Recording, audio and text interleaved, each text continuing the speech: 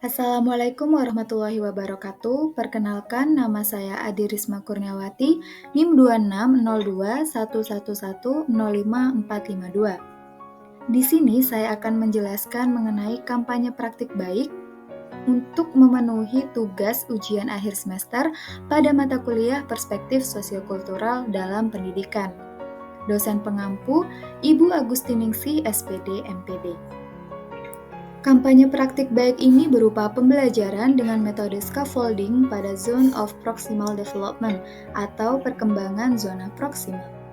Kampanye praktik baik ini diterapkan pada pengalaman praktik lapangan 1 yang dilaksanakan pada saat mengajar di SDN Gebang 4 Jember. Saya berkesempatan untuk menerapkan pembelajaran dalam memenuhi kebutuhan belajar peserta didik kelas 2.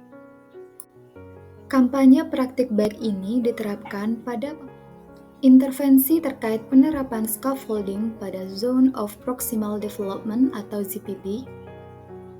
Dari pengertian scaffolding sendiri yaitu merupakan teknik pembelajaran di mana peserta didik membutuhkan sejumlah bantuan.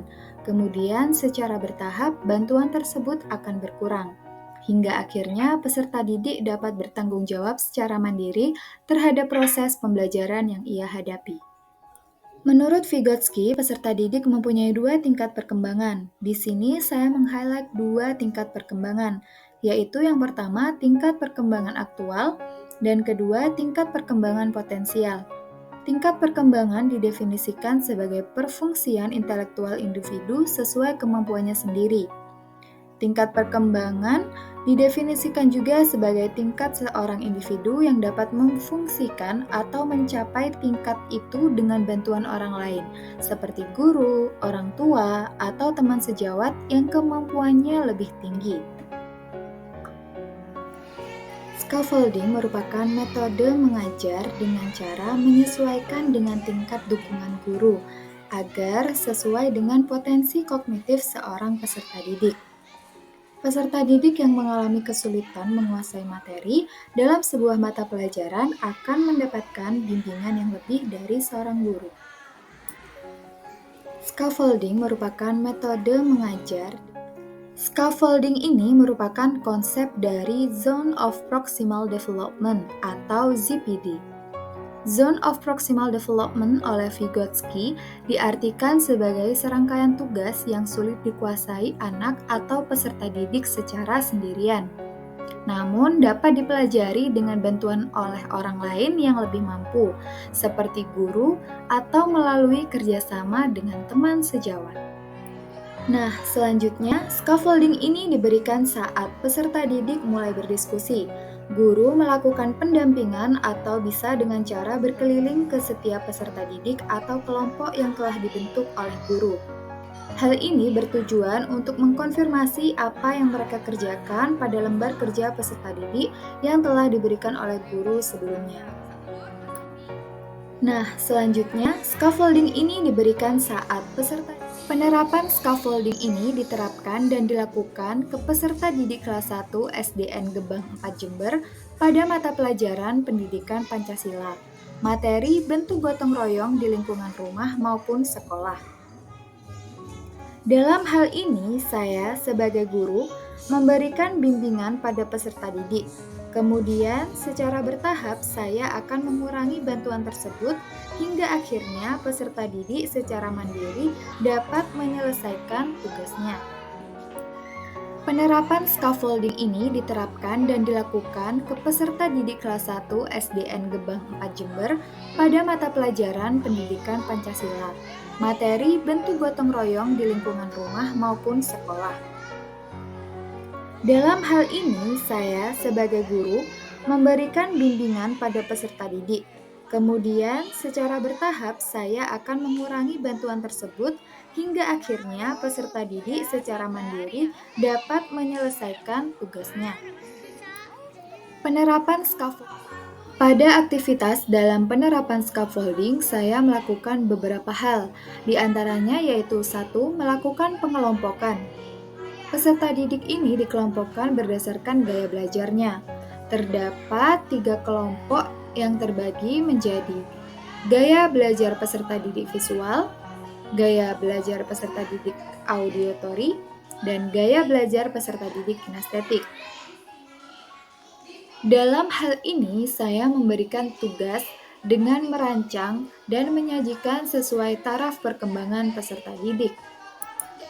Selanjutnya, saya memberikan tugas berupa lembar kerja peserta didik yang akan dikerjakan melalui kerjasama tim atau secara berkelompok. Sebelum mengerjakan, saya memberikan arahan mengenai petunjuk pengerjaan lembar kerja tersebut. Hal ini dilakukan agar membantu peserta didik untuk lebih mudah dalam menyelesaikan tugas tersebut. Kemudian, saya akan membimbing aktivitas belajar peserta didik ini dengan metode scaffolding. Di aktivitas kedua, yaitu membimbing dan mendampingi penugasan. Bisa dilihat pada video tersebut bahwa peserta didik atau kelompok yang telah menyelesaikan tugasnya akan menunjukkan hasil kerjanya secara kelompok di depan teman kelasnya. Peserta didik ini diberikan bantuan dan arahan oleh guru tentang bagaimana cara melakukan presentasi dari awal hingga akhir dengan cara yang benar, sehingga peserta didik bisa memiliki keterampilan untuk berbicara di hadapan orang banyak, atau bisa dikatakan peserta didik ini dapat memiliki kemampuan untuk tampil berani di hadapan temannya. Dan aktivitas terakhir yang ketiga yaitu berupa evaluasi. Evaluasi di sini berisi tentang penguatan atau refleksi akhir mengenai pembelajaran yang telah dilakukan pada materi bentuk gotong royong di lingkungan rumah maupun sekolah. Guru dan peserta didik melakukan refleksi pembelajaran dan menyamakan suara pendapat mengenai materi yang telah dipelajari pada hari itu. Dan evaluasi ini memberikan suatu apresiasi kepada peserta didik yang telah mengikuti pembelajaran dari awal hingga akhir dengan sangat baik. Dari serangkaian contoh penerapan pembelajaran scaffolding pada Zone of Proximal Development di kelas 1 SDN Gebang 4 Jember, diharapkan mampu menghasilkan hasil yang ingin dicapai. Di antaranya, yang pertama, peserta didik terlibat aktif dalam pembelajaran. Kedua, dapat menciptakan lingkungan belajar yang suportif dan menerima peserta didik sesuai dengan gaya belajar, minat, bakat, potensi, dan kemampuannya. 3. Peserta didik berani untuk mengutarakan pendapatnya secara bebas. Dan yang terakhir yaitu peserta didik memiliki kemampuan dalam menyelesaikan tugas yang diberikan oleh guru. Terlihat pada video ini bahwa hasil yang dicapai pada pembelajaran dengan penerapan scaffolding pada Zone of Proximal Development, peserta didik dapat terlibat aktif selama kegiatan proses pembelajaran, di mana guru melibatkan peserta didik untuk kegiatan pembelajaran itu sendiri.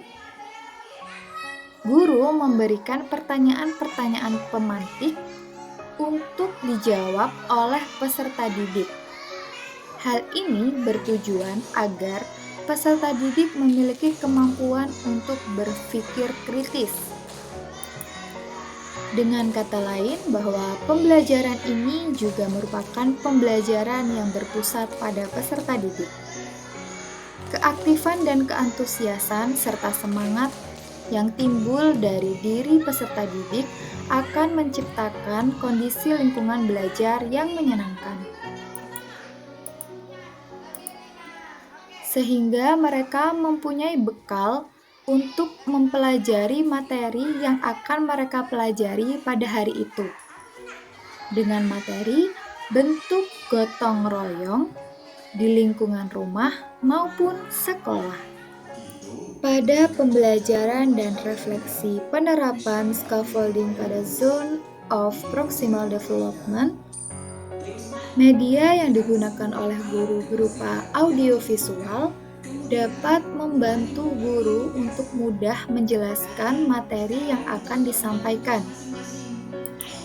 di mana hal ini juga dapat mendorong peserta didik untuk mengilustrasikan dari konsep pemahaman yang telah mereka peroleh.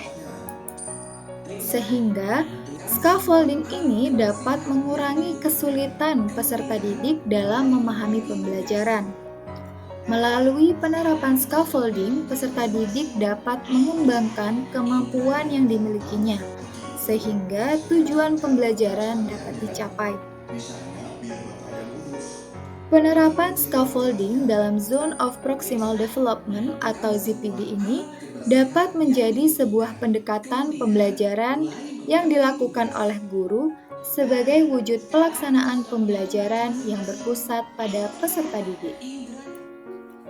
Cukup sekian materi penjelasan mengenai pembelajaran dengan penerapan scaffolding pada Zone of Proximal Development atau ZPD yang diterapkan pada kelas 1 SDN Gebang 4 Jember. Semoga ilmu yang saya sampaikan dapat bermanfaat. Kurang lebihnya mohon maaf. Terima kasih. Wassalamualaikum warahmatullahi wabarakatuh.